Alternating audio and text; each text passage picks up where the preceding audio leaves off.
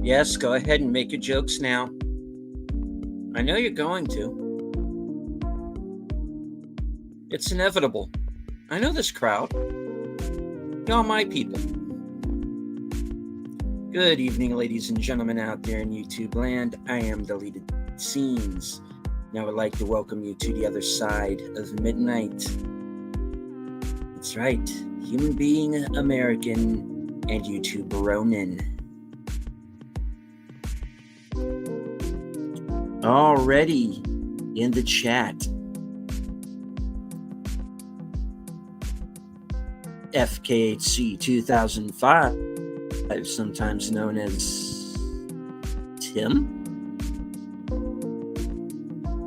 She of the smoldering avatar Netters Network.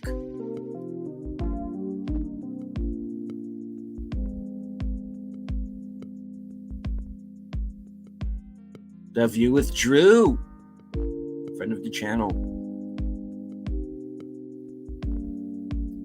A name I'm seeing for the first time, Del Campo Productions. Welcome.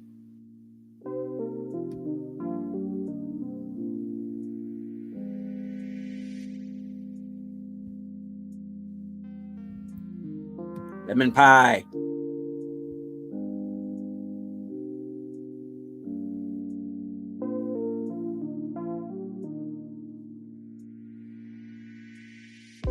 My guests are waiting patiently backstage, so let's not keep them. Faithful Blue Wrench, channel member. Watch out for her second channel, Fluff Chick Productions. It's the Bird Woman of YouTube, Connie Cleary. Hello.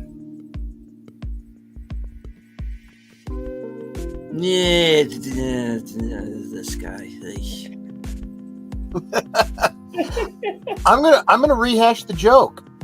You know, it's this is episode 69, and because we are YouTubers, we are obligated to say nice. The woman who will be killing me out of anger and spite sometime in the next few minutes. The reason why I know you are all truly here since corner. Every week, you indicate that I have thoughts of violence towards you. Well, This is not representative of me. wait, I'm- He has wait a a moment. persecution Wait a few complex. moments. The tired midnight blogger himself, the man who I'm sure is wondering exactly what in the hell he's gotten himself into by coming on my channel. Curtis Selby. It's all good. I got food. I got my dog. Oh, you're good. Oh, yeah. All Pretty golden. strange Wait, today. those are two different things, right? Maybe. Yeah. You don't live in They're Ohio. eating the do you? cats. They're eating the dogs. They're eating the pets of the people who live there. Logical Spark in the house. Daniel Barry, Sports Highlights. Thank you both for being here. Welcome. And that was the news. Yeah, pretty much. And now Yeah. the news. Okay. Okay. Well, where were we? Oh, right. We were taking a huge steaming dump all over James Cameron. So Yes, we were. let's kind of catch the Backstage. the chat. Prepare up the with shovels. Prepare your shovels. There And was hello to Penzac. yeah, in Ohio here. Yeah, be nice. Oh. How close do you live Oh. to that Springfield thing? I have to wonder if that doesn't spin out of some sort of a meta Simpsons kind of thing. Springfield. I don't know. Just a thought that passed through my head. But has anyone seen Santa's Little Helper recently?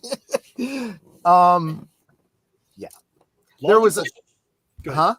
Logical Spark is pointing out that Alf would eat the cats. Yes. Yeah, but Yes, he he also had a very stereotypical Jewish accent, so we can't make fun of him at all. Oh, there you go. Off limits. Release the house. Yes.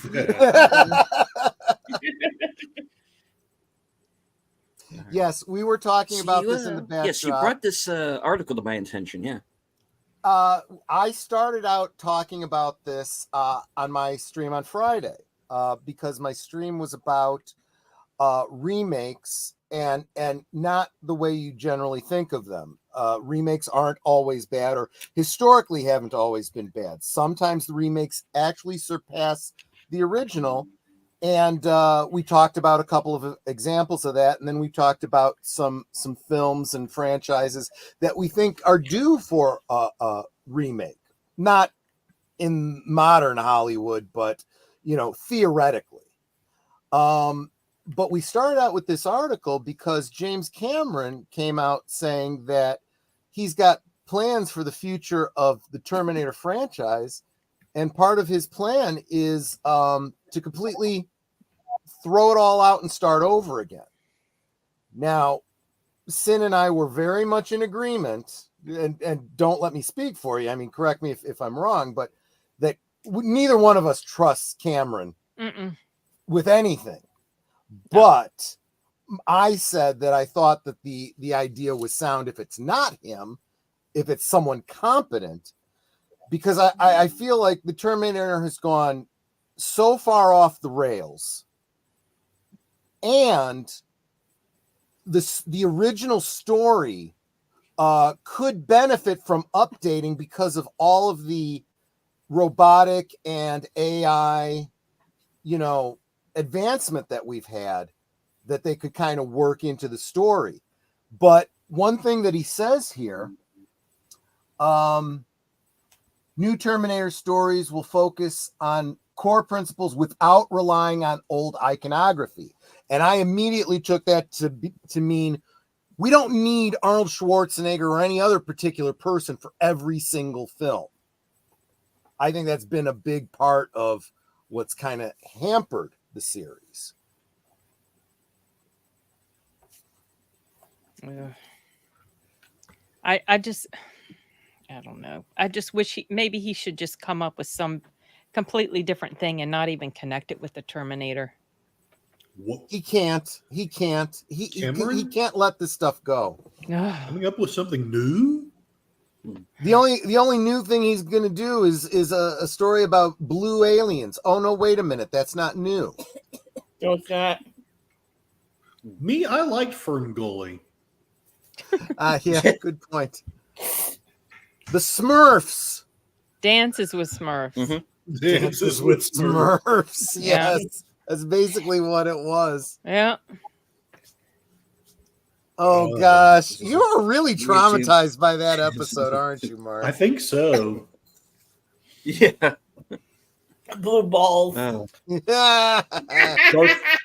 Howdy, Darth Plato. Kill the past if you have to. Yes.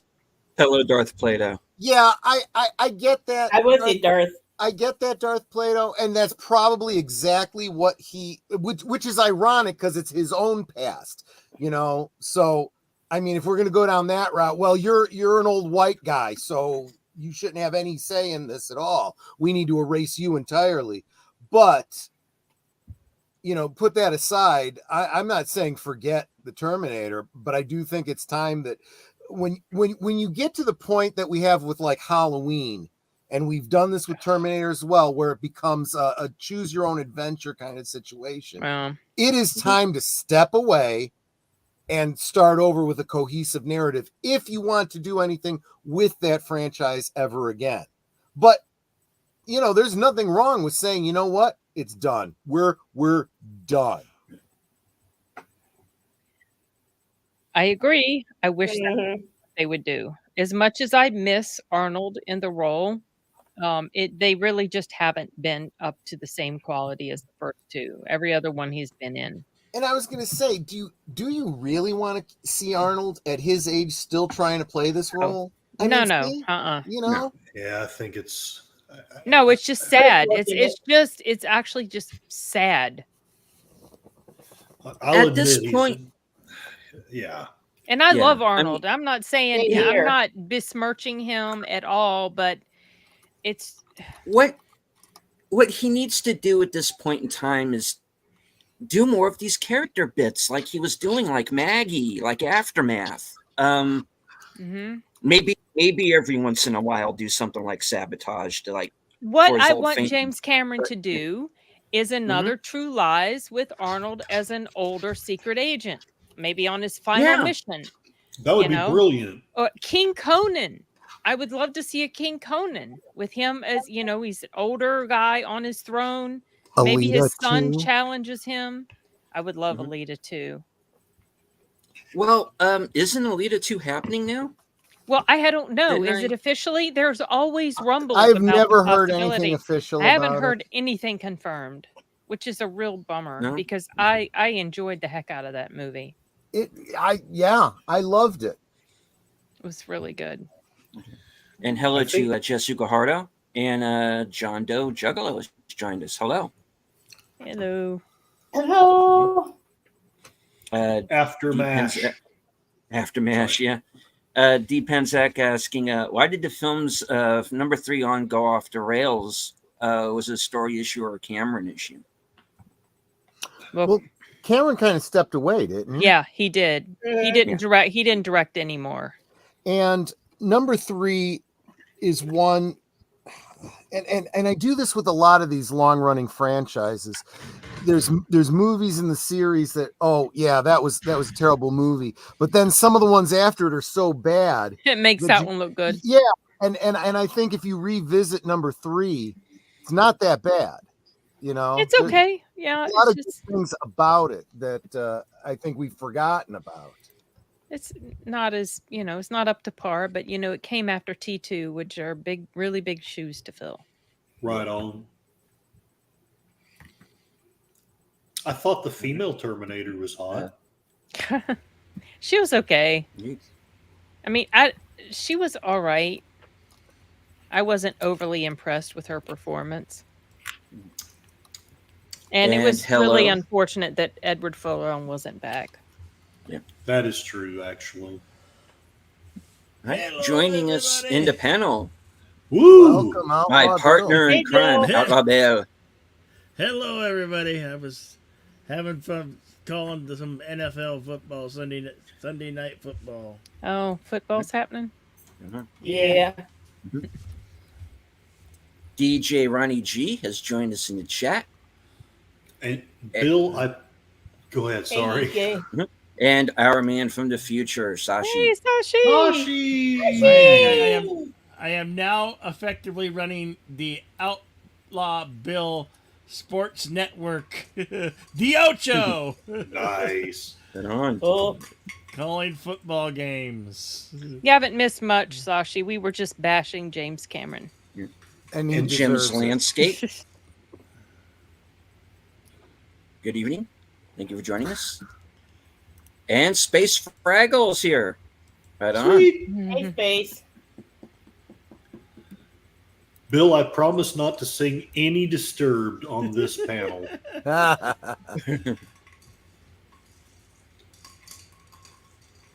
Mark read. Mounikoff saying, the one thing I don't recall ever seeing in the franchise is Terminators being made. Was- Well, they we go saw that in 3, briefly didn't we? into that in Salvation. Salvation, yeah. Okay. And very briefly in that little teeny tiny amazing promo clip before T2 came out. Gotcha. Mhm. Oh, I hear a kitty cat. Kitty Get cat. here, Yeah, kitty my cat. cat. Here, kitty. Cats are not food. Cassie, it's okay. We're not going to eat the cat. No, we're not going to eat the cat. No. Get the camera around here and all. Yeah. I'll pass on the more adult joke. Oh, don't. Yes. I know where you were going. can Yeah, see. definitely. Yeah. They're eating the dog. Good, They're good, eating good. the cat. Good pass on that one, Troy. They're eating the dogs. They're eating the cats. Oh, my They're cat eating just the wants pet attention. of the people who live there. The cat's safe again.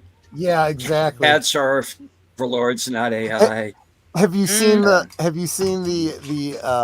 Gadsden flag with a cat instead of a snake? Don't snack No. on me.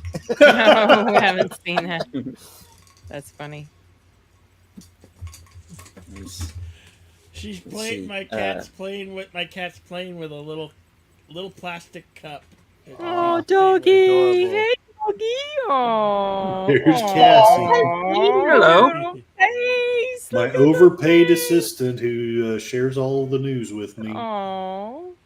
That look What is a like, sweetie. are we doing this again? Really? Yes, she's right here at my feet. Yes, Poor yes, we dog. are. Aw. But Dad, Aw. Dad, why aren't you petting or feeding me? Why are you streaming? What's up with you?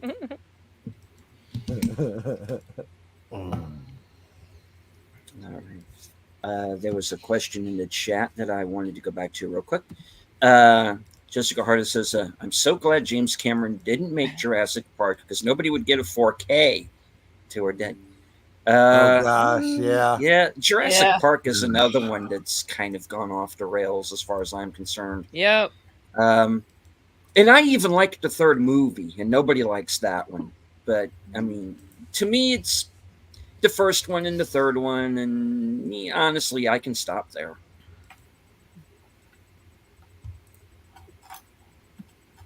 But that's me when it comes to Jurassic Park. I'm kind of done with the franchises. I mean, that's the thing. Do I want to see another Jurassic Park movie? No. Do I want to see another Terminator? No. Do I want to see another Alien movie? Hell no.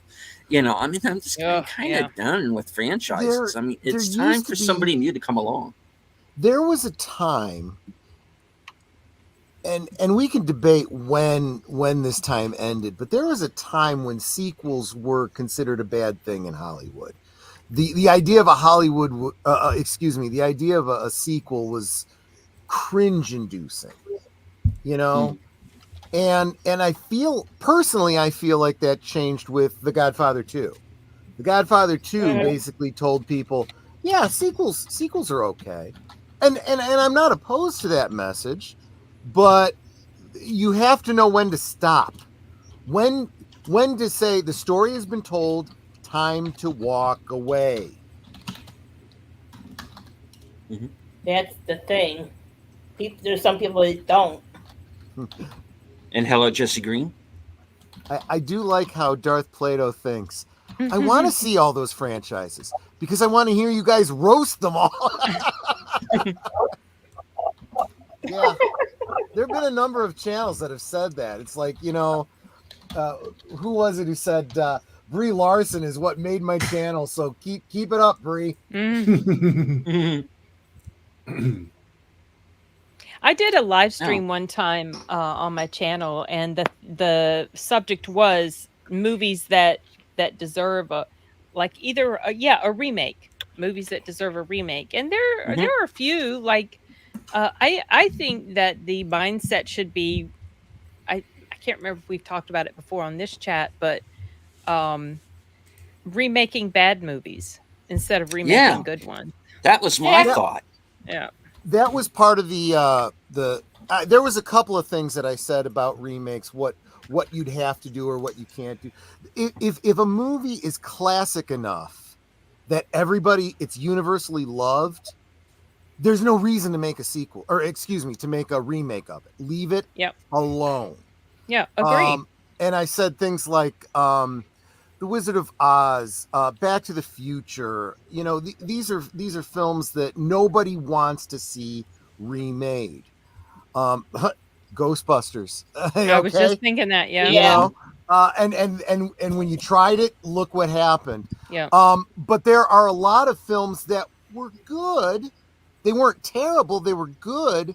But you look at that and go, that was some real missed potential. We can do better. The basic story is sound. Let's redo it. And we looked at a couple that actually were right, really Sashi. good. Agree. Mm-hmm. The Crow, yeah. That's All the they damn had to do with The Crow was just that's- change the names. Just make it Don't another call person. them Eric and Shelley. Just make it a completely different. I mean, they do Yeah. make it a different character. Just give them different names. And you know what? I would have just said, okay, generic action movie. But they kept referencing the original. They kept referencing the Brandon Lee film. There are references to the comic. Yeah, and that blew it out of the water for me. yeah. Well, I had said there were so many crows in the comics that they could have drawn from or come up with a completely different one. If they wanted to Yeah. keep it in the same franchise, they could have, you know. Mhm. David, I am planning a Exorcist twofer in October sometime. It's going to be Exorcist and the Real Exorcist 2. You may know it as the Ninth Configuration.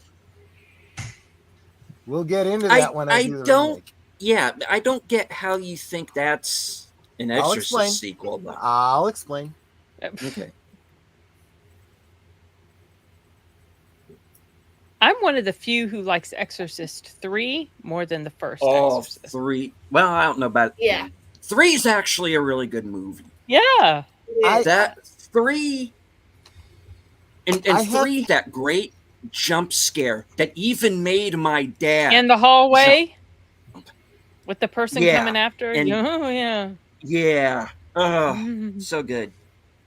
I have them all on And DVD. Brad and Dourif it's just been- steals that movie, I think. Oh, yeah. It's been so long since I've seen it. Yeah. I've got to go back and rewatch them. I really do. Fraggle Rock the motion picture. I like that. And they could do a spin-off Why with not? Uncle Traveling Matt. Yeah. Yeah. Exorcism was a documentary. Exorcist was a documentary. And it keeps getting funnier every single time I see it. Mm. But there seems to be this whole subgenre now of Exorcist movies with Russell Crowe in them. Guys, done Exactly. two in 1 year. Yeah. I never saw the second one. I was going to, and then I canceled my ticket. Oh, So I never saw that one. Did you ever see the Leslie Nielsen? What was it? Repossessed. Oh, Yeah, no. I'd forgotten all about it till you mentioned it. yeah. It Same brings back here. Linda Blair too.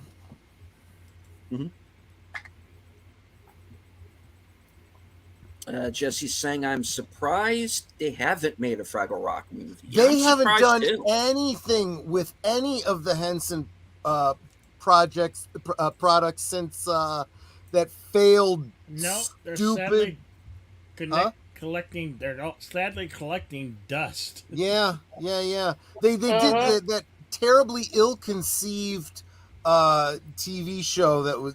They very adultified the characters, and it's like, Oh, nobody wants to find out about, the ins and the outs of Miss Piggy and Kermit the Frog's failed marriage or whatever, oh, the ABC show you're talking about? Yeah. Yeah. That actually had some, and I know I'm in the minority. I actually thought that show had some moments.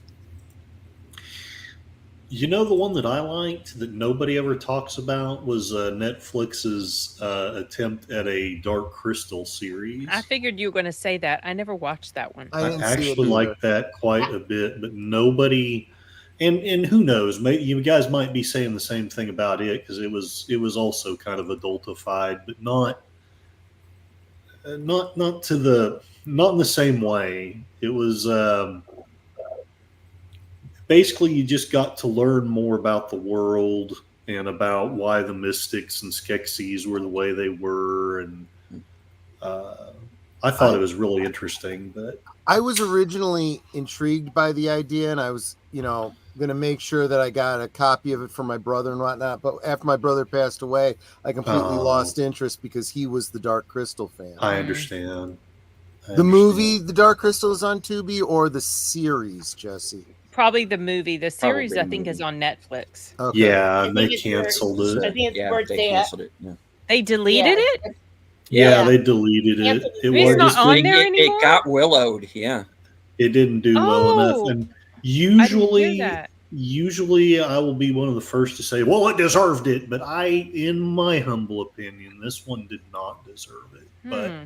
it is what it is. And like I say, you guys might all watch it and disagree with me, but Well, I liked apparently it now real we well. can't. I know. Yeah, Yeah.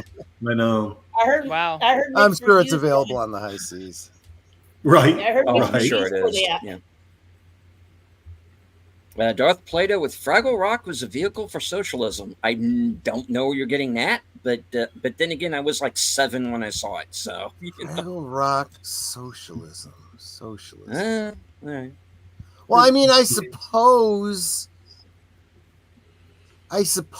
you could argue that the Doozers were kind of socialist. They were workers that didn't really answer to anyone. They worked for work's sake, and everyone worked. But the Fraggles were just lazy bums that just took whatever the Doozers made. So, if anything, it's an allegory for slavery. I always kind of looked at them at the time as being more symbiotic because it was Yeah. always the Doozers built it, the Fraggles would eat it. They kind of needed each other in a way. Yeah, even with the That's the how I Gorg, could be wrong, but the Gorgs relied on I'm trying to remember what the interaction was. Why did they always they always had to go the Fraggles always had to go to the trash heap to get information. Mhm. And there's a step I'm missing in there, but they actually did a story like that where the trash heap explained that the Gorgs and the Doozers and the Fraggles all relied on each other, you know, and you couldn't have any one without the other two. A wise Jewish trash heap, in fact. yeah. And demonetized. Yes. Yeah, exactly. So Well, make sure you They'll let me know in the morning. make sure you hit the super thanks and the super chats and the all those money things because otherwise we're gonna go broke. Out of the actors who played Joker, how would you rank them? Wow. Space Fraggle. The trash heap has spoken. Yeah.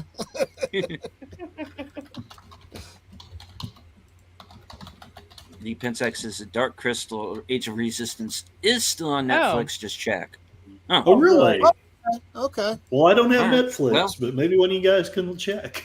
Whoever. All right, hold on. Let me know. All right, talk amongst yourselves. Let me look for this. Talk, talk. Yeah, you got to Talking- put Pick a little, Heath Ledger talk a at little, near talk a the little. top. Yeah. Of the It list is. of the best A little more. Jokers. Yeah, Yeah. definitely Heath Ledger. Hamill, yeah. Yes. I mean, I don't like the guy, but he made a good Joker. I don't Yeah. either, but his performance as Joker was fantastic. Nicholson, yeah. And Cesar Romero, he Those would probably Cesar be Romero number was 4. Absolutely, yeah. He'd be number 4 for me. That's the only ones I can think of at the moment. Or were there any others? There was that For me, lame the only one. two Jokers is Ledger and Hamill and Mark. Mm. Those are the only two Jokers for me. I mean, Jack Nicholson's Joker was really funny. My dad thought he was freaking hilarious, and he was. So it's I don't know. It's a little tight between Nicholson and Hamill, but I think just as a whole, there was so much more of Hamill to watch in the animated, animated show, and he was just so off his rocker in the way he played the character and the voice and He everything. wasn't It even was acting. I know. It was so on point. I don't know. That one just kind of, I feel like he edges Nicholson out, but I don't think anything can beat Heath Ledger right now. Oh, I totally forgot about Jared Leto. Jared Leto Yeah, would be, Yeah, Jared well, Leto, depends Oh, which exactly. one. Like, I like the Jared Leto Joker in the Snyder cut. So I would probably put him as number 4 and then Cesar Romero as number 5. And there's Yeah. Dark Crystal is still on Netflix, folks. Okay. Really? And Yep. but it has not been released on DVD, so if you see it out there somewhere, it's just someone who's bootlegging, which I'm not necessarily even condemning. I'm just saying know what you're getting. Gotcha. so there's Joaquin's Joker too. Oh, dang. Yeah, that's not Oh, really I the forgot all Joker. about. Yeah. I No, know it's he's not. not supposed to be. He was really, Yeah, he was really good though. I see him as a black label. What if? Yeah. If you push me, I will say that as far as a modern comic adaptation of the Joker, Heath Ledger's the best, with Yeah. Jack Nicholson being a very close second. But if you want my overall favorite, it's Cesar Romero. Oh, that's interesting. He is without a doubt my Silver Age original Joker. Sashi, who are you thinking of as the current Joker? Because Yeah. if you're talking about Barry Keoghan in the Batman, he's in that movie so little that he barely registers. I have think a feeling he's talking about something else. he's talking about Joaquin, I think. Okay, Is he? Okay. that's Joker Yeah. for Jesse Mark Hamill. And then Cesar there was Romero Thank for the you, win. Darth. yeah. Napoleon was a bad Joker. Well, how do you know? Were you there? Maybe. The only good line in that movie that I know of, shall we vote? Yeah. Never mind. It's actually been a while since I've seen it. No, I don't know what the that- sequel's going to do. I don't know. That Napoleon? raises an interesting question. So, Yeah, is your yeah, favorite Joker and your favorite Batman tied to each other or completely separate? Oh, they might be tied because Bale is my favorite Batman. I don't know. It was good. But point. Yeah. oh gosh. Oh my gosh. What is the animated Batman? Oh, what's his name? I know. Kevin Conroy. Yes, Kevin Kevin Conroy. Conroy. Yeah, he is He- good. Yeah. He is he was perfect as well. So that's where I'm going to split off between animated and live action. What made me think of the question was the fact that as I was thinking about modern Batman, I realized it's reverse for me on the Batman. I would say that for the modern Batman, it would be Michael Keaton first, then Christian Bale. But if we're talking classic favorite Batman for me, Gosh, you don't say it. Don't say I'm it. sorry, it's Adam West. Everybody's Yeah. forgetting about that black and white Adam Batman from way back in the day before Adam West even came along. Yeah, I forget his name. Personally, I The one with the actually like floppy that one ears. better. Yeah. Hmm. Gotta be the Batman, gotta be Adam West. There you go. Yeah, Sashi, it's Yes, hard to yes, it categorize is. Phoenix since he's not the regular Joker, but his portrayal in the first movie was just fantastic. He was probably the most realistic Yeah. Joker of them all. But I don't Lewis think you Wilson. want Yeah, a realistic that's right, Batman. Joker, I mean. You Sorry, don't what's want- that, Troy? I don't think you want your Joker to be too realistic, though. That's why I think that the most realistic I think that you can go is, in my opinion, is Heath Ledger's. Yeah. But I kind of like the over the topness of Nicholson. You know, Mm. I think what holds me up on Nicholson is the fact that, unlike every classic version of the Joker, we see his origin there, and it doesn't fit with anything that we associate with the Joker. The idea that he was already a criminal, a murderer, and everything before he became the Joker, it's not then he much of became- a transformation. Became the one that had killed Batman's parents. Yeah, that also takes away the whole Joe Chill Mm. aspect, and yeah. That's great for a one-time Batman that you're not going to do sequels to. That's not, for a franchise builder. Which I get. Tim Burton didn't want to be part of a franchise. He wanted it to be his own thing, and that's it. This town needs an enema. Yeah, some of the Yeah. lines he threw out, Yes. Sashi, Yeah. were really funny. That's why my dad likes it so much. I guess the thing is, after Batman Begins came out, I really loved that movie, and I just wanted Yeah. more Batman, and so I had the Tim Burton Batman, were like the 4 Batman Mhm. in like a DVD collection. So I pulled out the first Batman, I started watching it, to get my Batman fix, and Yeah. I couldn't finish it because it was just too campy for me to enjoy anymore. I had been spoiled by Nolan's version, which is a version that I like. I don't like the campy, ridiculous, over the top silliness of Batman. Honestly, I think, well, but if you think about what the animated series was, it was somewhere in between. It was Yeah. it was serious and campy, but the campy wasn't clowny. It wasn't Yeah. clowny to the point of just like ugh. Like Yeah. it comes across differently. It also plays itself as though you could, if you squint and tilt your head a little bit, it's supposed to be the same Batman as the Michael Keaton Batman. Right, because No. the music, for one thing. Well, the music for one thing. Then he makes references like, I've got to go. What about dinner? I'll have dinner when I get back. But this time, Alfred, cook the soup, please. Yeah. Even though Conroy's portrayal of that Batman is so different from Keaton. Yeah.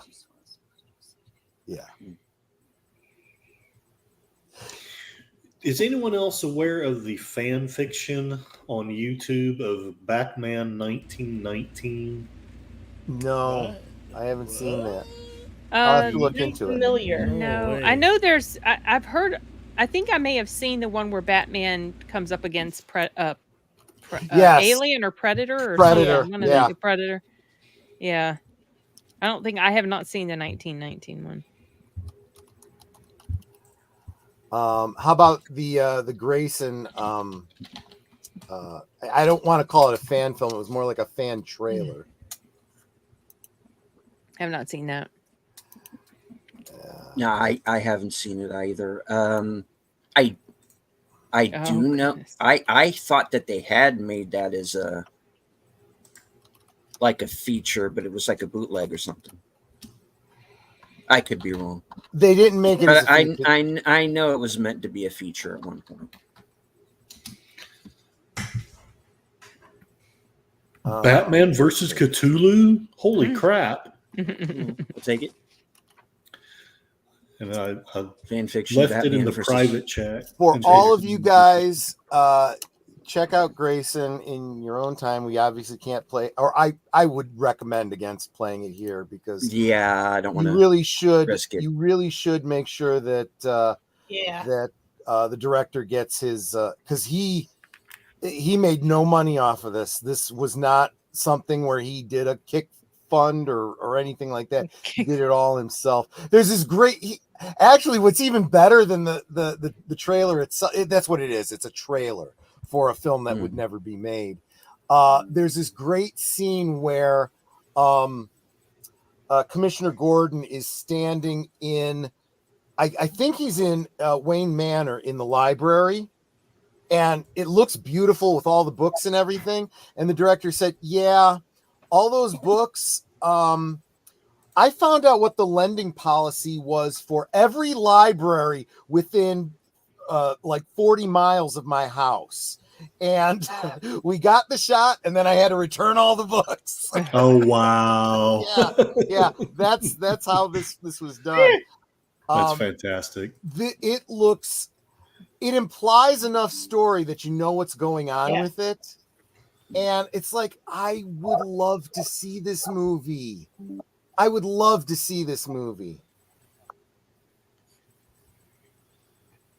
Batman, Superman versus Darth Vader. Wow. What do you guys think about? I don't know if it's true, but there's a Goonies sequel. I am so confused about that Okay, because I heard here- that was not a Is it true fake or story is it and real? people ran Yeah. with it. Then I heard Sean Astin shared something. So I am so confused. Okay, here's the status on that as of what I've last heard. Martha Plimpton and Corey Feldman have both said this is not happening. And what convinces me that it's not happening is that Corey Feldman needs the money. Mm. Fair enough. So what did Sean Astin just Yeah. fall for the ruse? I mean, what? I think he just fell for it. You would the think only that he one- would know ahead of time. The only one who has brought up that I know of that initial core cast who has brought up anything having to do with the sequel is Sean Astin. Okay. So and I think even so, leave it alone. Oh Yeah. agreed. Just leave it. Don't they took the wrong lesson from Top Gun Maverick. Now they're just thinking, oh, people want to see 30-year down the road sequels. No, Top Gun Maverick worked because it was made by people who cared about it, and they took the time and they wrote a good story, and they got some good actors, and they filmed a to good come back. story. And they filmed a good story by people who knew how to make a movie. Don't just go, okay, it's this 30. Okay, what's the movie from 30 years or 40 years ago that we can remake? No, they took the wrong lesson, just like they always do. See, this is something that back in the early days of dissecting this kind of stuff, when Boomer and I were just starting out, one of the things I pointed out was that Hollywood, well, it used to be that movie companies used to do market research. They would have rough cuts of movies that you could show to people.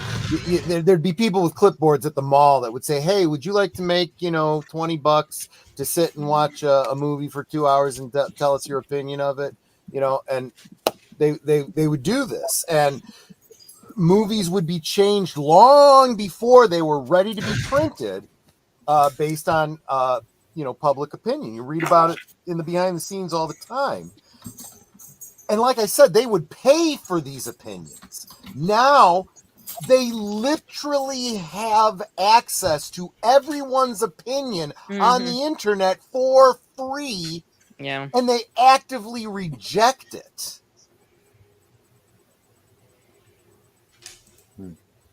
I don't think I want a Lost Boys remake. No, I don't. No. Darth, I don't feel that Maverick was too similar to the first one. I think it was superior to the first one. Yeah, I agree. I actually think so too. Yeah. Are we having a debate, Julie Newmar versus Lee Merriweather? Someone asked, I think it was Darth, asked about who is the how best about best Catwoman? Woman. For me, Julie Newmar's number one. Lee Merriweather, if you want to say she's number one or number two, I'm fine with that too. Yeah. Oof. I don't think Lee Merriweather to me is kind of like what's his name that played James Bond on Her Majesty's Secret Service?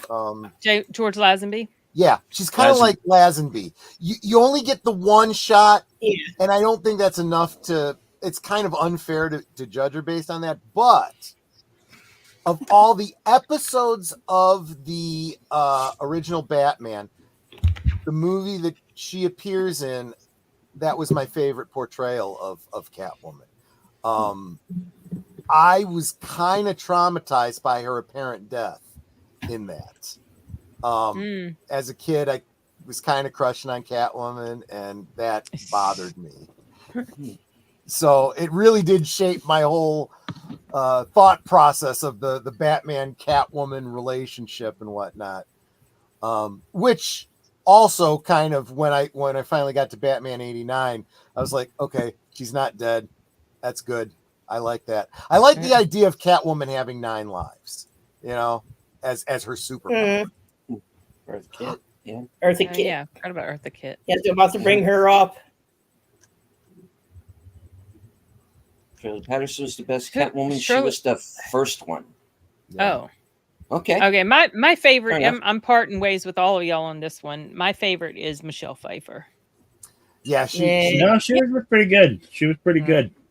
Yeah, Agree with you. you know, like I was separating, you know, classic from modern. She's without a doubt my favorite modern, by a long shot. I'm not doing the whole, you know, so and so is a close second. There is no close second in the modern. No, era. yeah, Anne Hathaway just did not do it for me. Not at all. Oh Not my at gosh, all. I thought she was a terrible pick for the role.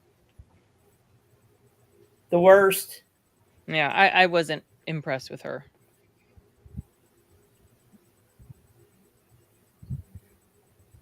Hello, She-Rock Creations, best disaster movie, Poseidon Adventure, or Towering Inferno.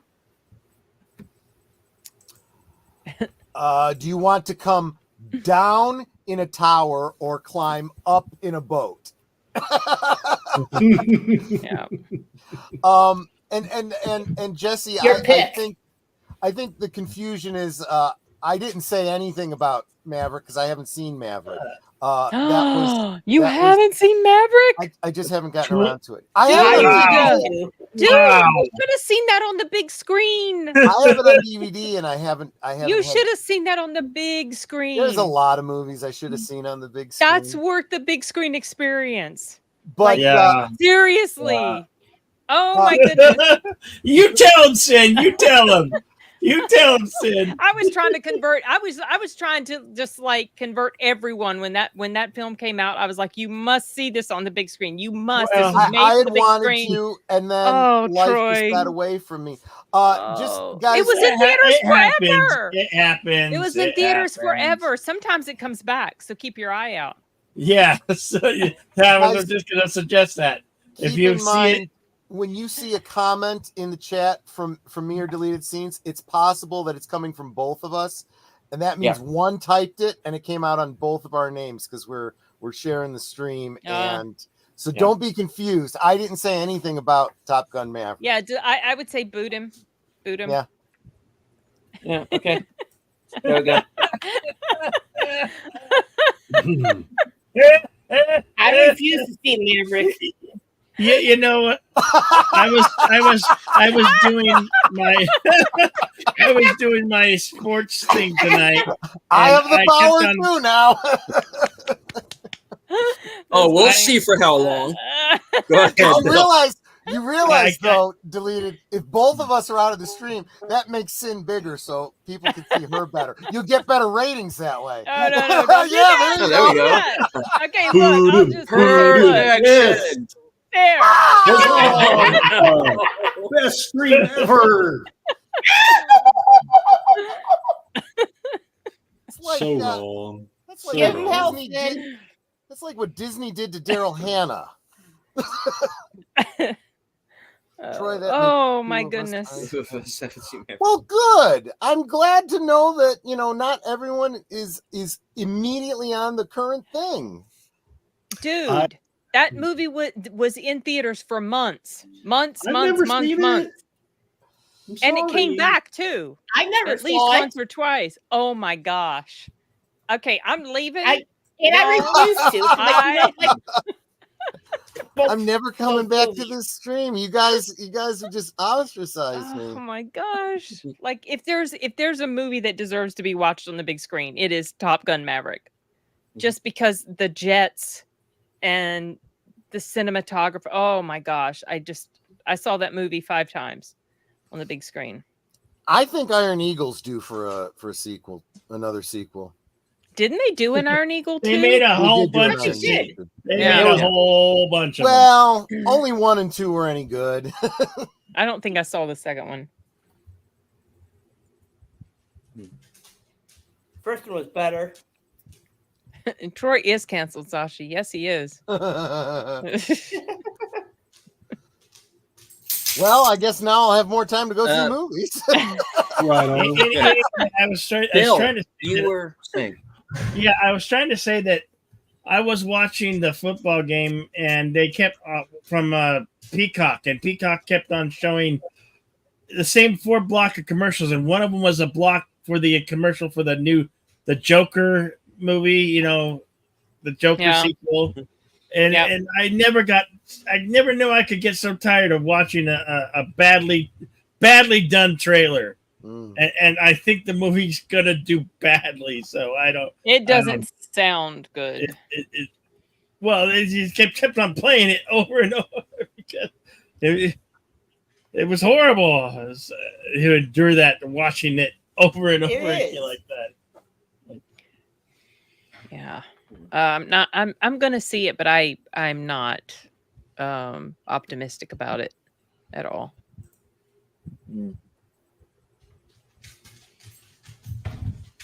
All right, so speaking of movies that you're not optimistic about, Sin, you seem to be in the minority when it comes to a recent release. I'm very Tell much us in the about minority Substance. on this. The Substance. Oh my gosh, you guys! Has anybody here seen it yet? I never No. heard of it. I before. haven't yet. No. So, it's a movie made by, gosh, she's a French woman. Her first movie I actually really enjoyed, called Revenge. It's on Shudder, and this one I appreciate the messaging of this film because it's basically a condemnation of Hollywood's ridiculous beauty standards that they place on, women specifically. It is very much so on women, and the lengths that some women will go to in order to preserve their youth. And it's basically a body horror movie. It's a Demi Moore plays, she's an aging actress. She has like an exercise show as well, and she had been in movies and stuff before. And she has this long running exercise show, and Dennis Quaid wants to get rid of her because she's too old now. And so she's all depressed and sad about that. And she comes into contact with someone who tells her about this new drug called the Substance. It's a black market drug. And she has these specific rules to follow. So she goes in, and basically the point is, the Substance is you take this stuff and you basically switch with a new version of yourself. 7 days, the new version is out and about and living their life, and then you have to switch, and the old version comes back again. And it's really grotesque. It's very well done. A lot of this special effects are very well done. So she takes this drug, she splits a new version of herself, which surprisingly looks nothing at all like her, but it's supposed to be basically her. Played by Margaret Qualley, who is what's her face's daughter, Andy McDowell's daughter. Anyway, yeah. So they switch places for 7 days, then they switch back, and then the young version starts to abuse this system. Even though they're supposed to be the same person, she starts to abuse this, and she stays longer than she should. And this causes detrimental effects to Demi Moore's, because the longer the new one stays, the worse it makes Demi Moore age. And that's basically the story. It was an interesting premise. There were a few things about it that I enjoyed, but there was more that I didn't enjoy. So I couldn't come away from it with as positive a feeling about it as most of my other fellow YouTube buddies. At the very final act, it's way too long too. It's 2 hours and 20 minutes. I was ready for it to be over about 30 to 45 minutes before it was done. And I was like, oh my gosh, there's all this time left. And then the final act, the final thing that happens, it's so over the top and ridiculous. I just was like, it was too much. And maybe that was the whole point of it, was to be so absurd. Someone said this movie was supposed to be camp, but I didn't really get that. Like, to me, the movie seemed to take itself very seriously. And then when this final act happened, this final moment, then it just was, I was just like, I can't, yeah, at that point it seems camp because it's just absolutely ridiculous. But up until that point, it feels like you're supposed to take it seriously. So I just couldn't. I go into detail about the different things that annoyed me about that movie, even though I appreciated other things about it. But yeah, I gave it 2.5 out of 5. Wow. Yeah, maybe it's just me, y'all. You guys may love it, and I get why people love it, but after a while, it just started to the risks that the younger version of Demi Moore was taking, given the very strict rules about this thing. I wasn't convinced that she was.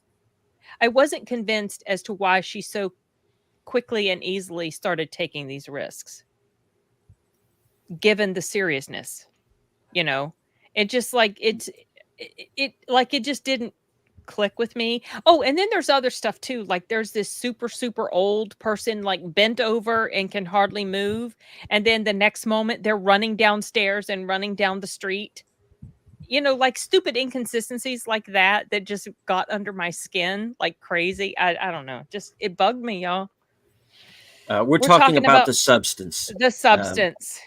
It has important messaging, which I did appreciate, and I did like that it was basically a critique of Hollywood. Mm-hmm. And I did appreciate that too. That's the thing. Like I appreciated this stuff about it, but it was just like it went on too long. I also started to lose an emotional connection with Demi Moore's character. And when that happens, I get to the point where I just don't give a crap anymore. I'm just ready for it to be done. And that was what was happening. Yeah, I hadn't either. Jesse. I was completely lost. Yeah, because this is, I don't know if it's just because I tend to pay attention more towards this sort of thing. I was seeing trailers for this thing. Oh yeah, they were showing trailers in front of a lot of movies. I had seen the trailer, and I just because it was one of those trailers that I was, I had no anticipation for this film and I didn't care, so I saw the trailer and I was like, nah, no thanks. But it was getting all this positive buzz, and Chris Gore was just like, oh, it's so great. Well, this is the second time Chris Gore and I have very, very strictly parted ways on certain movies. The first one was stop motion, but so I was like, okay, maybe it's going to be, I think I'm probably going to like it because blah, blah, blah. And no, I left the movie theater not super happy. So, yeah. I think, so you pointed out that there's another actress playing a younger Demi Moore in this. And I just feel like in this day and age, it's time to get away from that. I think unless you have someone that the casting is just perfect and you don't even, you're looking at them and you're going, how did they find a younger Demi Moore? Then you got to start doing a story like you start with a younger actress and you age her up with makeup and CG. Well, so my thought was, why didn't they just make basically her new person be a twin and make the actress look like Demi, fix her up. But that wouldn't have worked because this actress, so Demi Moore, her show is done and they need to have a new person. Yeah. Well, this new version of herself goes and takes over that show. So it wouldn't work for purposes of the story. It wouldn't work if she looked exactly like Demi Moore. So it's like, okay, but she was supposed to be Demi, except a younger, version of her. It sounds like there's a problem with the storytelling in that regard. You're supposed to just suspend a lot lot of disbelief. Yeah, there comes a point where there's only so much that you can suspend. Why was she chosen? Yeah. Who was funding this drug? How come she didn't have to pay for it at all? Because it was given to her free. And I kind of called myself out on my own discrepancy in my complaint on that, because just like with My Old Ass, it doesn't matter how or why Aubrey Plaza could talk to the younger version of herself. Yeah. The mechanics aren't important. What's important is the whole point of this character arc that the main character goes through.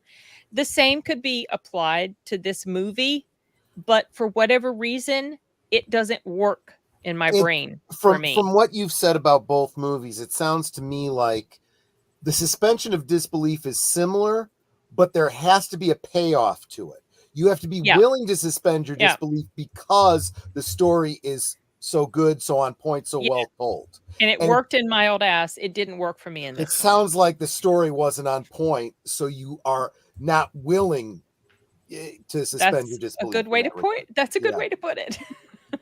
Well, I'm just saying, you said it better than me. I'm going to go with that. I'm just interpreting what you said. That's all. But Well, sometimes I know how I feel. I just Yeah. can't put it into I words get it. exactly. I just looked up a few stills from this, and seeing Demi Moore now, she's still beautiful. So I would have a hard time going into this going, no, don't nothing. Oh, you know. Well, I mentioned in my review that I feel like her being cast in this role was actually it was pretty good because she in real life is very representative of the character she's playing. She's had Okay. work done, and I don't Yeah. think it looks good on her face. She's had work done to like she looks a lot like Courtney Cox. In some shots, she looks almost exactly like Courtney Cox. They both had work done, and I don't think it looks so great. Yeah, there's things you can do and there's things you should never do. Ladies, don't ever do anything to your upper lip ever. Cutting up your face, oh, it just it doesn't leave it the same way. It makes you not even look like the same person. Yeah. She definitely was putting herself in a very vulnerable position in this film because she bears all and literally bears all, like literally. There's a lot of nudity in here Not the because first time she's done that. that's true, but at her age, though, she still looks great. I was just gonna say. I mean, you know, Yeah. I know She's I got to don't- be in her 60s. I know she's had work, but I Yeah. don't know to what extent on the rest of her body. I mean, I think some stuff up here, but I don't know about what else. Maybe she's just been in fantastic shape and the rest of her just looks fine because she's taking care of herself. I don't know. But, you know, it feels like it would have been a challenging role to take on, a scary role probably, you know, for her age, and she went with it and she does great. Everybody is great in here. Their performances are fine. Margaret Qualley, I'm not so sure how I feel about her as an actor. The first time I noticed her was in Once Upon a Time in Hollywood. Mhm. She's got one of those faces that rubs me wrong. She's got one of those Mia Goth faces that rubs me wrong. I don't know. Even though she's Dang. probably perfectly lovely, like there are some people, the way they look, it just like I get this antagonistic feeling, and I don't know why. It's so stupid. Hearing you say that made me think a Big Al says this about, I can't remember who the actor is, but he just says he's got just such a punchable face. A punchable face. I can't watch his movies. I just want to punch him in the face. I just want to punch his face. There are some people who's, you know, like, so I had mentioned before, I can't remember to who, but I had mentioned before about Mia Goth. I think it was D Movie Man I was talking with. And Mia Goth, the very first thing I saw her in was X. And I didn't like I just instinctively did not like her. I didn't like her look. And it maybe a good part of it was her character, because I didn't like the way her character was. And I was like, man, what is it? Is it just her character, or do I just instinctively not like her as a person? What is going on? Why? Why do I Okay. feel this way? So I just looked her up, and yeah. See, she's got one of kinda those. see it. It's in the eyes and the eyebrows. And the nose and the mouth. It's the whole face. I Troy. can forgive the nose and the mouth. The eyes are a little Are you talking about Mia yeah. Goth or Margaret Qualley? Margaret Qualley. Yeah, Margaret Qualley. Her eyes are set a little bit too far apart, and she's got like Something. super thick eyebrows. She looks Yeah, Mm. I don't know. I think I feel like I need to see her in playing a role where she's a likable person, because in the two things That I've would seen her help, in, yeah. she's not likable at all. that yeah. You're right. You do tend to judge. And Netter can tell you this more than anyone. If she's the first time she sees someone is in a very unlikable, kind of role, she does not want to see any movie with that person in. It's weird. Ruined Colson's cards. See, Sam Jackson. Yep. Her Netter. It's weird. It's not. I don't feel that way about all of the actors and actresses that I watch. It's just it's just maybe certain people. I don't understand it. It's just like this feeling I get. But I did watch an interview with Mia Goth where she wasn't playing anybody. She was just in an interview, and has the most adorable sound and little sweet voice. Not at all like her Yeah. voice. Okay, Mia She's- Goth she's is the likable. exact opposite. She's got no eyebrows. Yeah, I know. She's unusual looking. It's very difficult to look at someone with no eyebrows But when you hear her talk and Uh-huh. and she's being normal self, she's perfectly fine. Like I liked it. So it's like, okay, it's just the character. if Mia Goth and Margaret, what's her name, Qualley? Wally, yeah.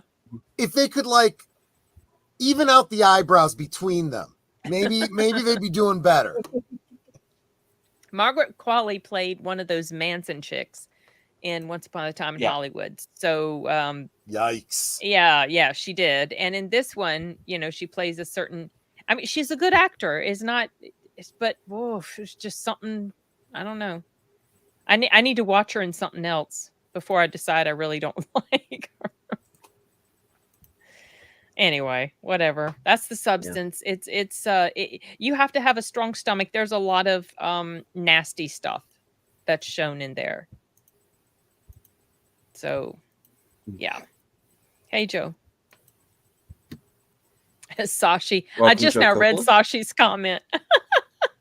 Did you see what he said? Yeah. You probably did. Yeah. That's funny. Just remember, Shashi, that Troy is within throwing distance. Yeah, of his exactly. We're wife. trying not to get him in Exactly. trouble. Yeah. And Um, she's listening. Yeah. I mean, what would be difficult about that is after very, very meticulously watching and rewatching About Last Night, okay, comparison, okay. Oh yeah, that movie. It's been forever since I saw that film. I love that movie. Not just for that reason, but a little bit. Sure. A little bit. I used to not like Demi at all. Like at all. Back Huh. in the 80s and early 90s, could not stand her because she came across to me as someone that was extremely egotistical. And it just didn't. I've warmed to her a little more now that she's older and she doesn't seem to be quite as full of herself. Kind of like how same thing with Scarlett Johansson. That's how I felt about Scarlett for a long time.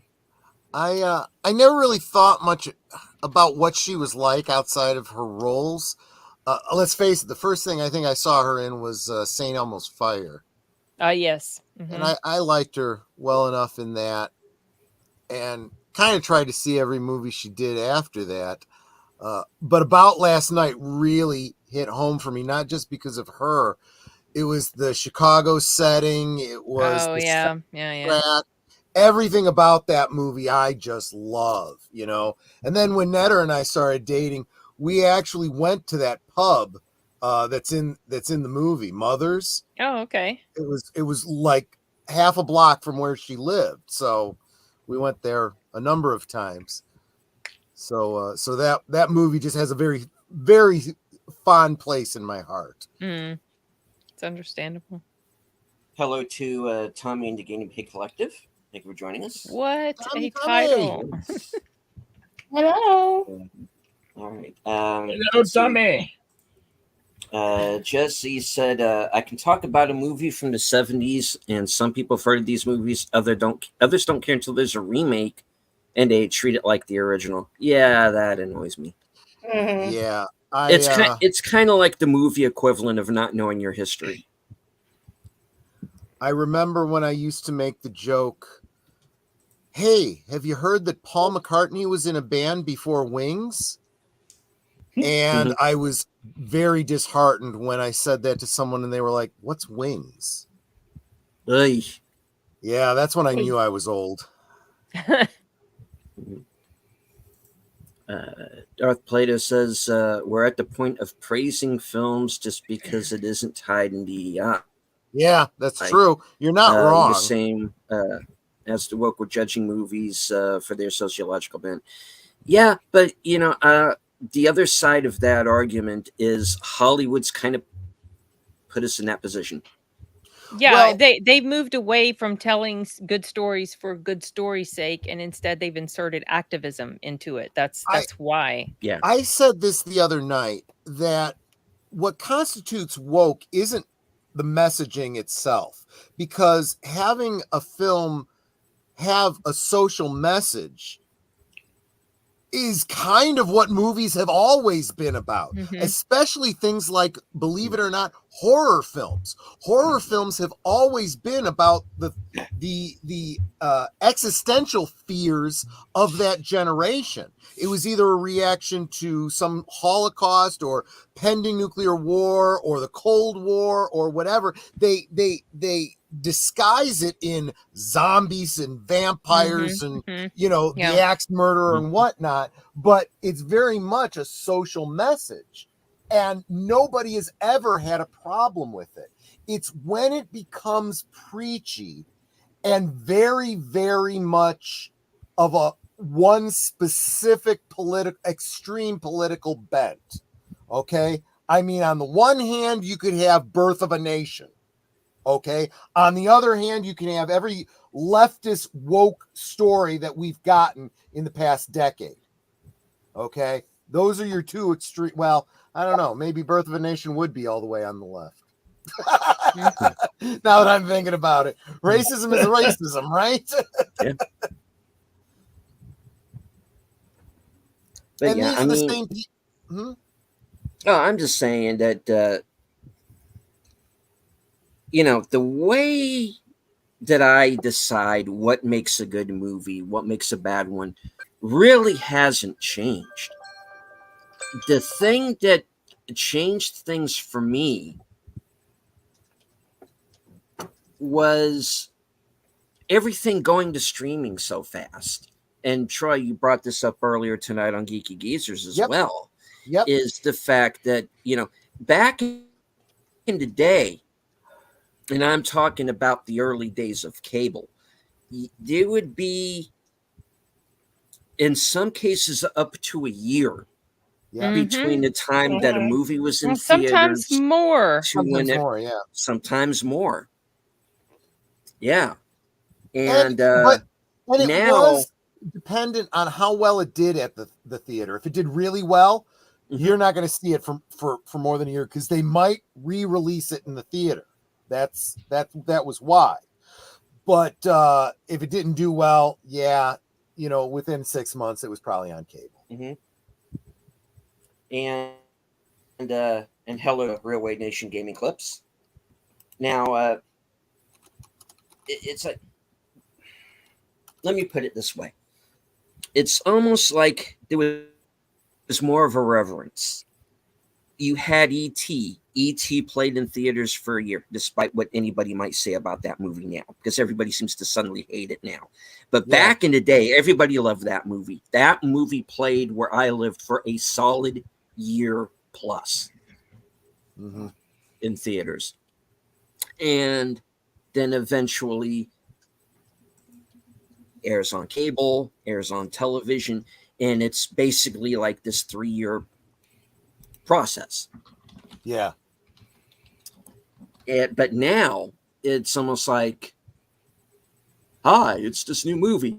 It'll be, and we're getting, it'll be on digital in X amount of time.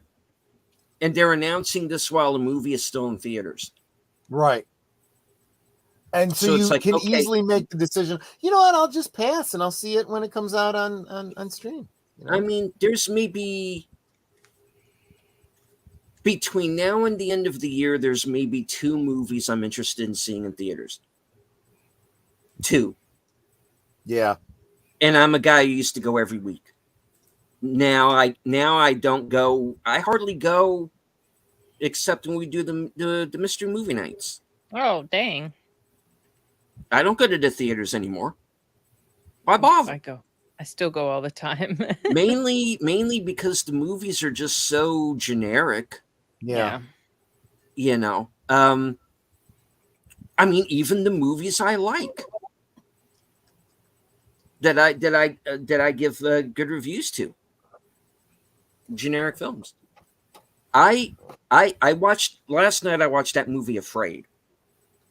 Oh, the AI one? Yeah, I think. There's a point in the movie when Dasmalchian takes one in the melon there, where I realized this is Upgrade. No. They Okay. remade Upgrade. It's Upgrade Oh. Light. And I'm like, Okay. okay, I can be entertained by the movie that I'm watching, but I'm entertained by it because I'm realizing it's basically a PG-13 version of a movie that I've seen. That and Catherine Waterston is cute. That helps. But but my main point is that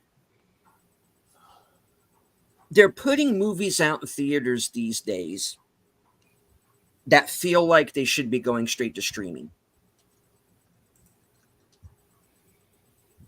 Oh, for sure. And some that go to streaming that should go on the big screen. Yeah. And that's why, I can't recommend going to see movies in theaters most of the time because I'm like, just watch it on TV. That's what it's meant for. I don't know. That's just me, I guess. And we all agree with you, Joe. Indeed.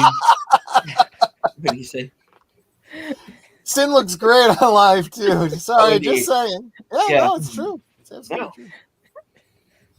But Dwayne, can you go back to? I'd like to go back to what Darth Plato was saying. Great points, I think. Where was it? There it is. Oh, yeah.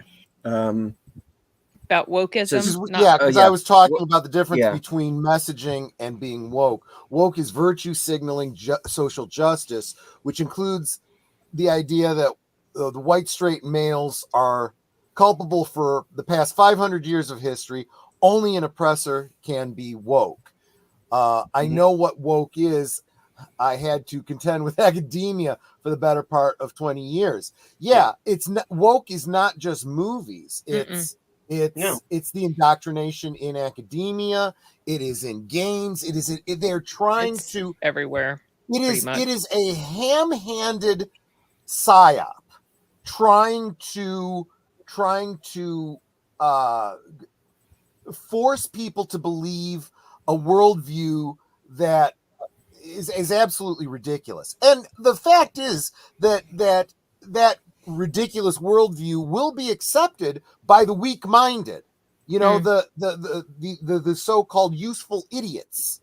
You see it all the time. You see a bunch of people out there that are slack-jawed droolers that don't know how to think for themselves. They hear something that sounds right, and they're like, "Oh yeah, that's bad. That's bad that this happened to these people for so many years, and we really need the reparations, and we really without really thinking through and understanding what they're talking about." Yeah, there's a lot of that going on. So, Sin, I understand we got to do we have to play you out. You did stay a little bit longer than you said you could. Yeah, so, tad longer. My alarm went off, and it's like, yeah. I see. I have Joe. I've seen National Treasure. Yeah, I have an appointment in the morning, so I don't want to stay up too late. So. And hello to the Clue channel. Thank you for having me. It was fun as always. Oh, of course.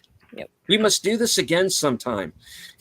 Yeah, like I would say next week, but I'm going to be out of town next. Yeah, it's just going to be me and the guys. Yeah, I'm going to be in Kansas City the week after What's that. What's the point of any of us coming then? Never mind. Exactly.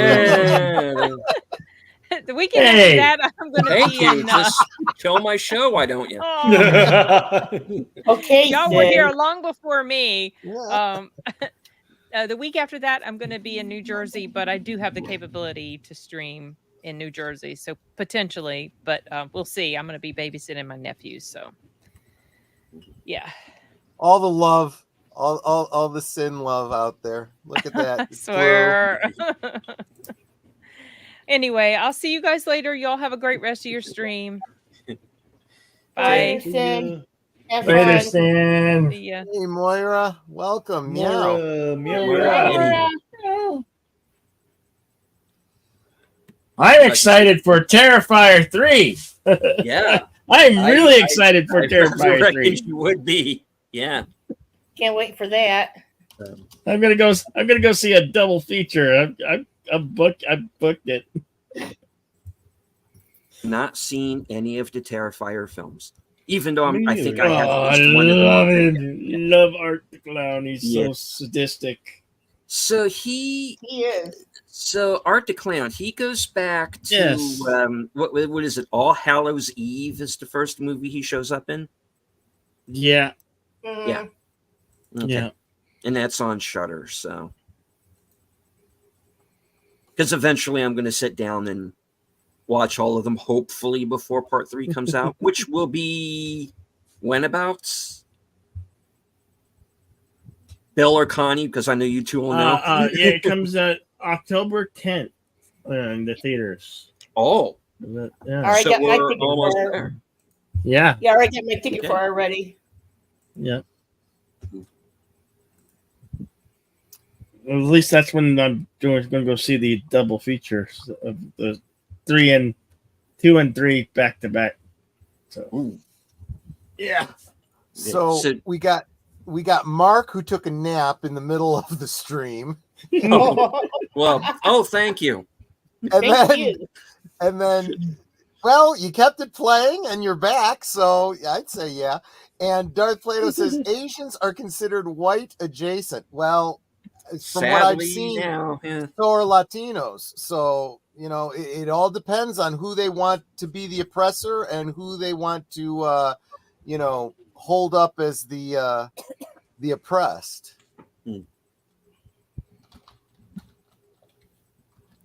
John Doe Juggalo saying same. I need to watch all the art movies too. Yeah. Yeah, I need to get caught up. Yeah, they've already said that they're making a part 4. It's like, Oh. really? This one's not even hit the This theaters, movie. and they're doing a part 4. I It's haven't like, seen a really? single one. Yeah. So it's going to be. So we're going to see like Terrifier 12 or something. Is I that where don't they're know. going with this? I don't know. I don't know if it will go that far. So I so doubt it have you seen the second one previous to this, Bill? Yeah. Same Why here. was Yeah. it 2.5 hours? Because that I don't seems think it was- long for a horror film. I don't think it was 2.5 hours. I think it was. Well, that's why I heard. That's why it's one of the reasons why I didn't rush out and see it right away. Because to me is okay, it's horror movie, hour and a half, hour 40 max. 2.5, I think you're pushing it. Or 220 or however long it was, but still. Just to me, that seemed long. I mean, there might be It was a it story was reason for it was it. 2 hours and it was 2 hours and 18 minutes. Oh. But it goes by quick. It really does. It does.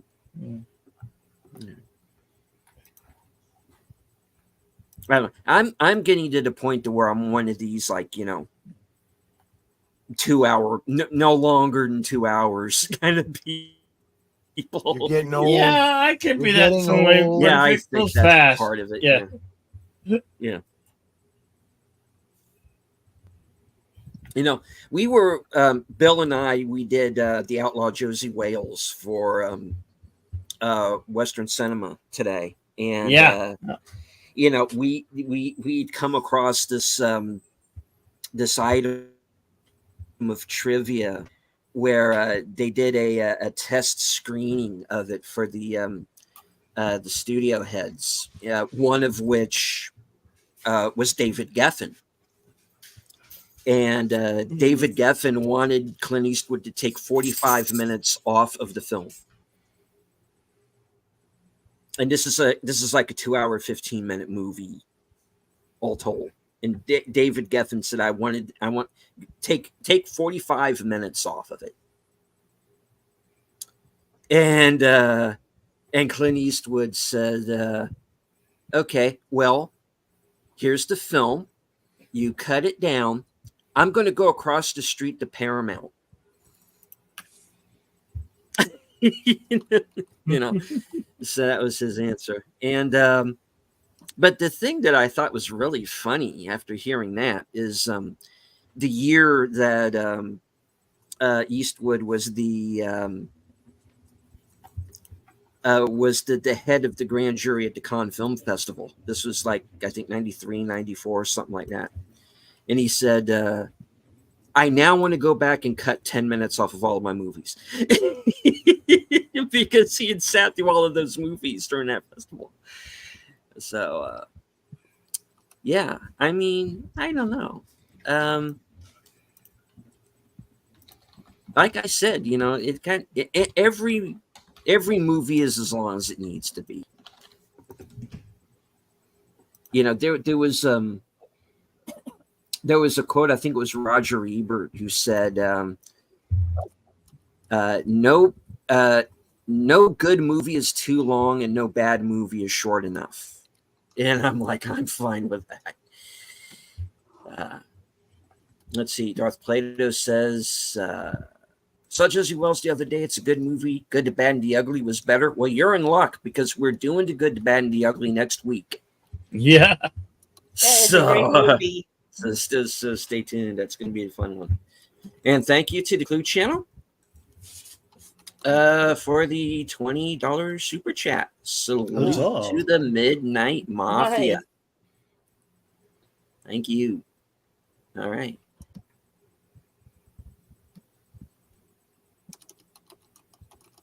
I like that title. Let's see. Indeed. Yeah. Why not? What you do is work you. We appreciate it. Who here has seen the Beetlejuice film? That film was. I liked it. I liked it. Yeah, I mean, I like the first one It better. was short and sweet. Yeah, yeah. But I liked it. I liked it. Yeah, I'm planning on seeing it here. Oh, you definitely should. I highly recommend it. I enjoyed it. That's good. I remember seeing the original on the theater. Yeah. It didn't need Alec Baldwin. It didn't need those. No. And Beetlejuice isn't in it that much, but when he is in it, he's brilliant. And it's a good sequel. It was very enjoyable, very Halloweenish, and William Dafoe was amazing in it. We're going to see William Dafoe later this week in To Live and Die in L.A. on Thursday. Yeah. Yep. Thursday. Yeah. Tommy is saying that he was surprised that the Penguin on Max was okay. Yeah, I've been hearing some good things about that. I just might break down and give that a look. Likewise. Yeah, sorry, Sashi. I'm getting tired. I'm getting to where I'm quoting Billy Idol. I'm sorry, guys. I probably better get going. Okay. Sorry. Oh, no. They're dropping like flies over here. Oh, no. Dropping like flies. All right. So, Curtis, what's coming up for your channel? Well, on Tuesday, I'm going to be doing a post about a little bit about the politics, but mainly just about the event that a singer has put together a comedic song about Trump's thing about they're eating the dogs, they're eating the cats. And I guess that's actually making quite a lot of money for some of the animal shelters. So I'm going to be talking about that. And then Thursday, I'll do something. I haven't determined yet what the topic will be. And then Saturday, I will finish up with some more Superman cartoons for my Saturday morning cartoons. So that's it.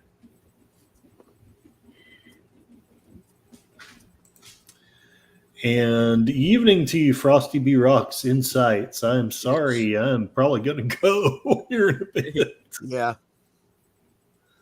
A new name. Thank you. Hope you enjoy the show. Frosty B. Rocks is good people. Oh, right on. Cool. All You- right. All right. I will see you all later. Have a great stream. I'll leave it on in the background. Take Good night. Later, Good Chris. night. Take care. Blogger. Love you guys. Yeah, Netter pointed out that the person that did that parody is Kifness, and definitely you should check out his channel in general. He's got a lot of great music on his channel, in a similar vein to that eating the dogs, eating the cats thing. In fact, he samples some of his own previous works because he uses the cats, and they make certain, sounds that he kind of puts to melody, and it's really, what he does is really, really good stuff. And I definitely agree with Darth Plato. Penguin is fruit from the poisonous tree. I have not liked. I did not like the Batman, the sparkly bat. I don't like anything in that universe. And honestly, I never did like the Snyderverse. I can agree that the casting for Wonder Woman and for Superman were good. That's about it. Yeah. But, when it does come to the Batman, Colin Farrell was the best part of that film.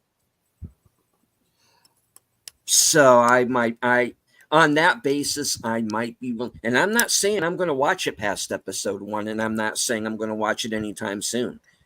I'm just saying that if and when I watch it, it will be to form my own personal opinion. Period. I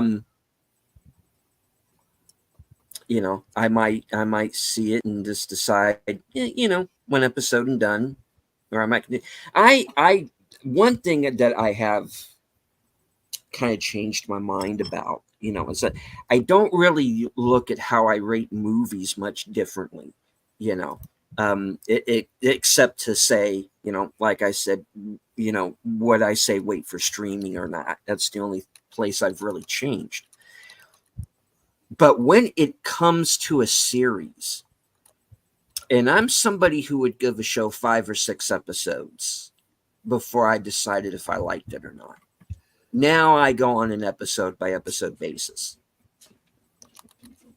especially when it comes for a show that's on commercial television. If you're going to ask me to make a commitment of what could be years, better be brilliant out of the gate, and you better keep that quality up throughout, or else I'm just going to be gone. Well, because the last thing we want is to start liking a show and then have it die after 2 seasons. Oh, you're not going to let me forget that, are you? In fairness, that wasn't the only example. I mean, there have been plenty of others. True. Sarah Connor Chronicles, what I was just talking about a couple weeks ago, Technically, Twin Peaks ended on a cliffhanger back in the day. Then we got this third season. Did too.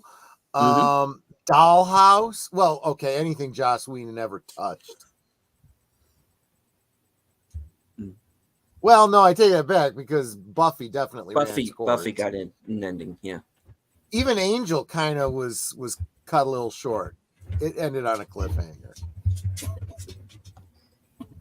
At least he's got the decency to end his stories with a comic book story or something. Right.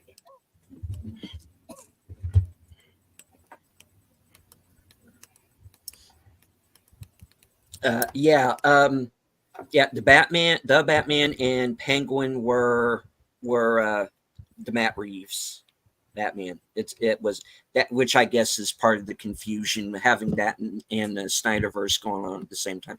And hello to Gary this Ambrosia. week's Thursday Things guests, Gary Ambrosia. Yes. Hey, So Gary. looking forward to hanging out with you on Netter's channel on Thursday. Definitely. been talking you up for a couple weeks now. So it's gonna have to be great. We don't want to let people down. No, you're great people. I'm so looking forward to it. I really, really am. Yeah. But yeah, and see, that's the other thing too. We do so many streams. I'm at the point where when do I have time to go to the movies these days? I'm too busy streaming. That's true too.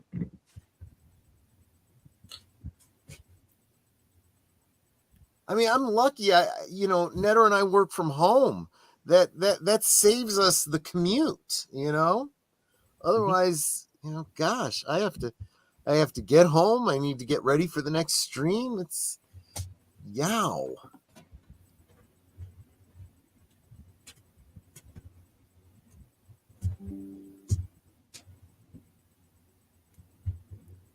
I find myself asking if I have. Yeah. There is the cost these days too. Yeah. And that's part of and that's another part of if it's on streaming, you don't feel like you're losing any money if you check it out and don't like it. If you go to a film, and in my case it would be me and Netter, and then we get some concessions, and we're already in for like $30. And if we don't like the movie, that's 30 wasted bucks. Now, of course, Netter would be the first one to say, "Oh, but I got to spend time with you." Yeah, well, you could have spent time with me at home watching something we actually enjoyed for free.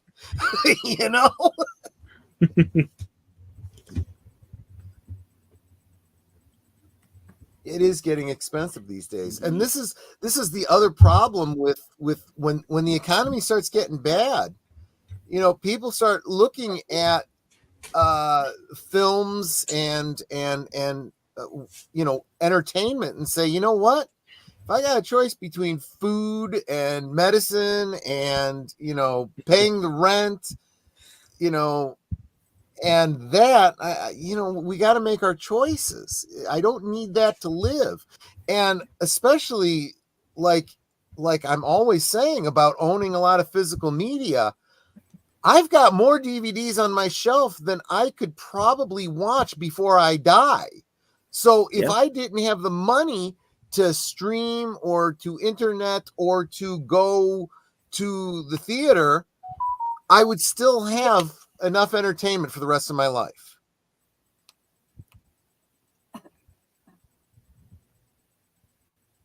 Yeah, I actually, collectible popcorn buckets. Yeah. Although Dune, I don't know what they were thinking. And theaters finding a way to make extra money, but the cost is about out there. Yeah, I mean that's another thing. And here's the other thing: the movies, the theaters are keeping themselves alive by basically doing what I just said. They're taking old films and re-showing them because no one wants to see the new crap. They'd rather see the old crap.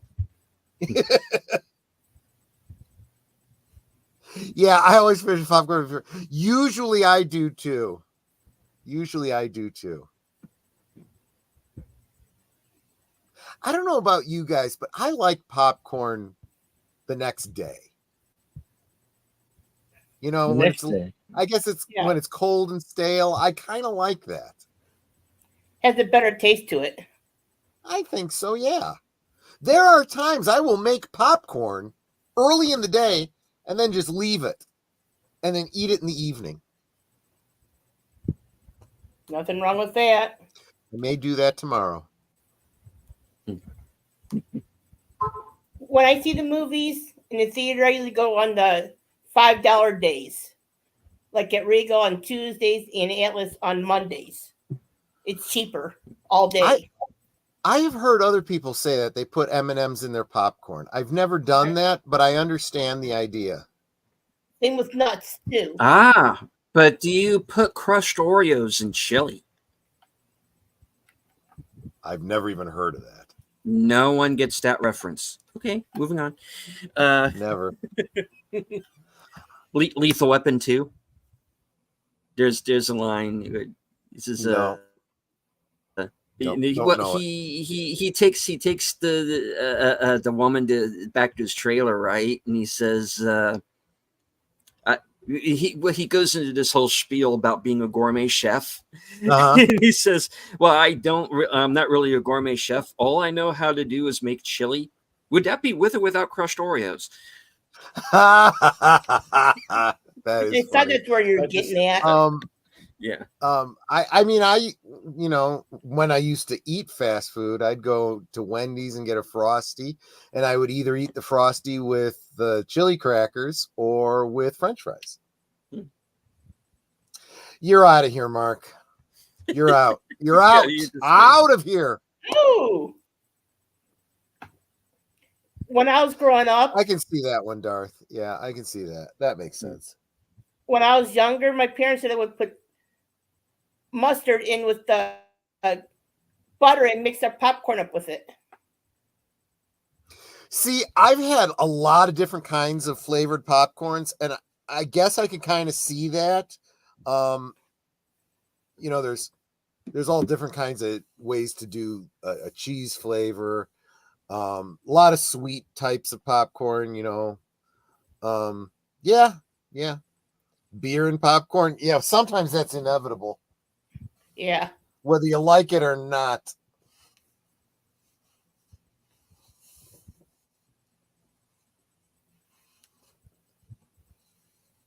Yeah, one of the stops we had to make today, I had to stop at Benny's to get my booze, and we bought a lot, and not a single one of them was any kind of beer. Netter asked me if I wanted any Guinness, and I'm like, nah, it's not cold enough for that yet. Yeah, garlic powder on popcorn. Yeah. And Parmesan cheese. Done that before.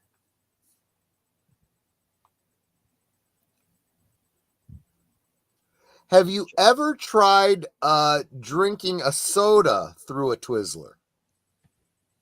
That's fun sometimes. Yeah. You end up with like a strawberry fizz in your mouth. Yeah, I've done that several times. It's actually quite good. Make a straw out of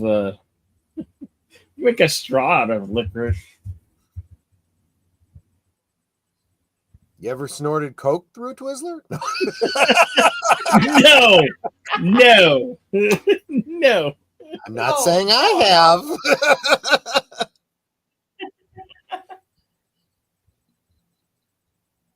Next thing you see, we're going to be snorting Pop Rocks.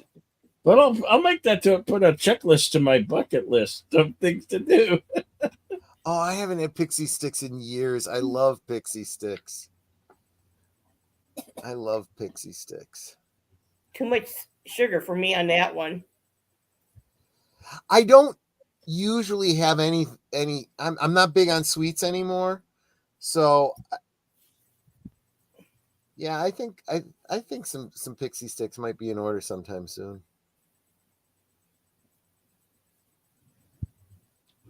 All right. Well, I think it's about time to start. It's about that time. Okay. Going to go around the horn and see what we have coming up on our respective channels. Connie, what is next for Fluff Check Productions? Well, I'm trying to get this one video going for it. Hopefully, I'll be able to get it up this week. I'll be starting the Halloween movie nights on Wednesdays and Fridays. So that's it for me right now. Bill. Well, I may do a couple live streams between here now on maybe Monday and Tuesday, but on Wednesday, and definitely Thursday would be Action Theater with Live and Die in LA. And then I got Buckets of Blood Theater on Fridays at 1 p.m. Pacific time. We're going to do Dead Alive this week. Dead Alive. On Saturday, could probably do some karaoke, see some more karaoke on Saturday. And then on Sunday, gonna be doing the Jets Broncos game early in the morning. It's early in the morning for me. It's 10 a.m. in the morning my time, but it's 1 p.m. for those on the East Coast. And then directly after that, might have to push Outlaw or the Good, the Bad, the Ugly just a little bit. But right after that, we're going to do the good, the bad, and the ugly from Clint Eastwood. Sergio Leone's classic, The Good, the Bad, the Ugly. So yeah. All right. Troy. Yeah, so I will be doing a bit of a James Earl Jones tribute later tonight, Monday night at the movies, starting at 8 Central, 9 Eastern with Field of Dreams, followed by Soul Man. That's tomorrow night. Tuesday night, I'll be hanging out with you live from Sparkwood and 21, followed thereafter by the new Last Call Presents Blake 7, Episode 2, Spacefall. Yeah, I got a lot of great positives about the premiere episode, so hoping you guys are along for the ride on that one. Then Thursday, Netters Network with Gary Ambrosia on Netters Network. And then Friday, very special last call for me, 9 Central, 10 Eastern on my channel. I will be having a very special author guest, Chad Bednar, the author of Keeper of the Sins, the story of a vampire that works for the Vatican. Books 1 and 2 are already out.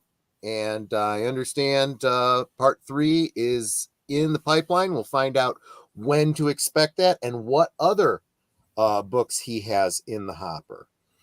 And then, of course, Saturday, Netters Network Retro Cinema, 9 o'clock p.m. Central Time.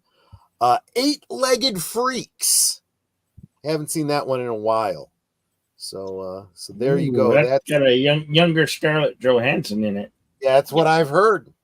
I don't remember, but because I know I've seen the movie, but we'll see. And that's the week for me. Parts of it were filmed in a Arizona mall that got torn down and got made into a Walmart. I wonder if it was filmed near to where they filmed the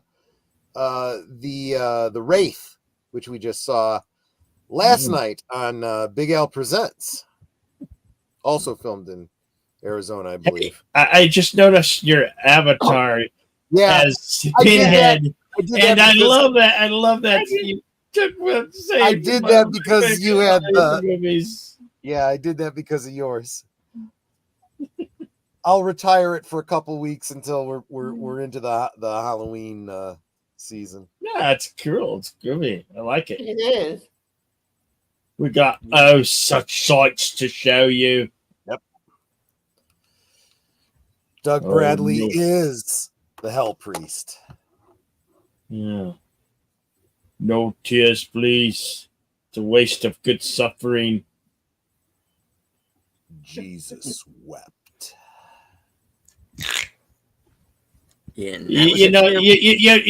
You tell the patrons who come through haunted house, like your local haunted house, you tell that dialogue to people, and it really creeps them out. It really does, especially when they don't know what it's from. Oh, I love doing that. I think we really missed out when we didn't get the Freddy versus Jason versus Pinhead. The follow up that. Don't wait. There might do a Freddy versus Jason versus Ash versus Eve. That would be cool too. There's a lot of crossovers that we could do that, that have already been done in comic books. Yeah.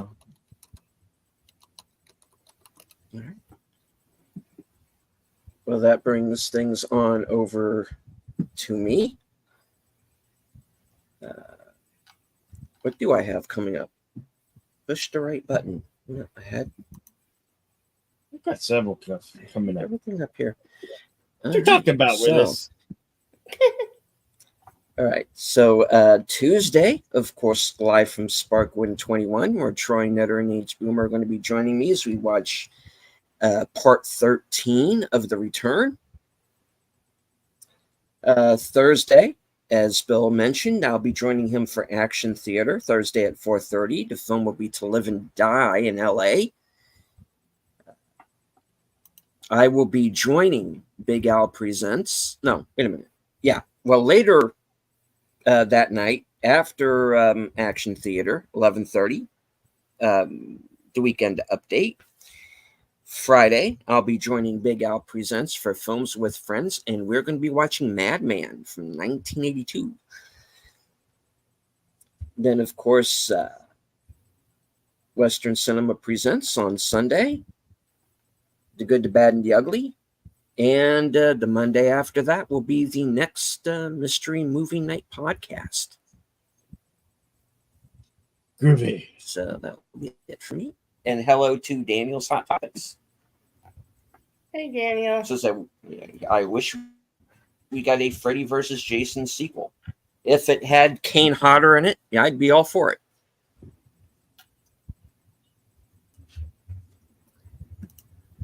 And good night, John. All right. Good night, John. Night. Right.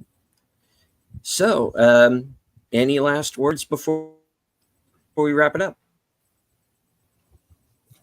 Farfignugan. Good enough for me. Be excellent to one another. Be excellent to one another. And the spook season is upon us. Yeah, boils and ghouls. Get your spooks out, because it's here. All right.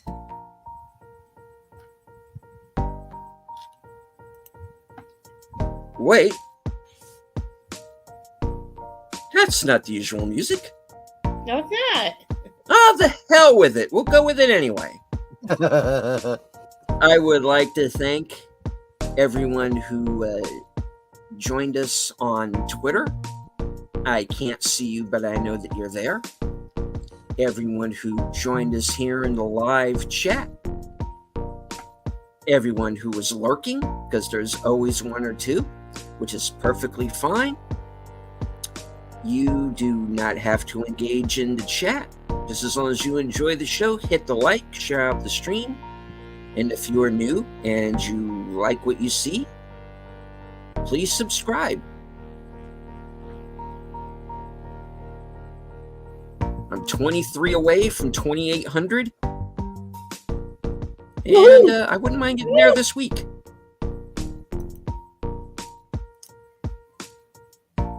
You can do it. You do it. And hello to Jonathan You can Conroy, do it. joining us right at the end. So for Sin's Corner, the Tired Midnight Blogger, Fluff Chick Productions, Outlaw Bill, and last call, Troy Pacelli. From HQ, and all points north, south, east, west, and beyond. Good night. Take care. Stay strong. Because this is how we win. Much love and peace.